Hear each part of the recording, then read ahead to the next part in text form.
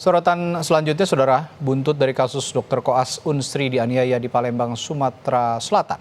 KPK tengah menganalisis LHKPN Kepala BPJN Kalimantan Barat, Dedi Mandarsyah. Dedi mendapat sorotan usai anaknya terseret kasus penganiayaan Dr. Koas Unsri.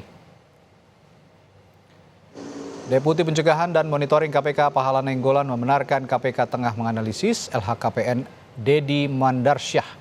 Pahala menambahkan jika KPK menilai jika ada perlu yang dikonfirmasi dari LHKPN yang dilaporkan, maka Dedi akan dipanggil untuk diklarifikasi.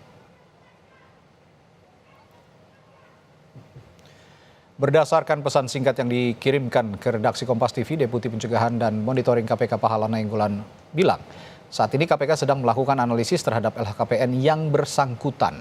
Bila ditemukan ketidakwajaran, maka akan ditindaklanjuti atau dilanjutkan pemeriksaannya.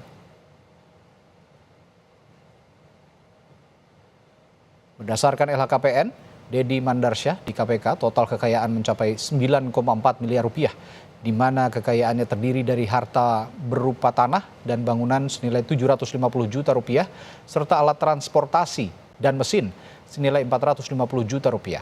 Sementara kekayaan lainnya berupa harta tak bergerak senilai 830 juta rupiah, surat berharga senilai 670,7 juta rupiah, serta kas dan setara kas senilai 6,7 miliar rupiah.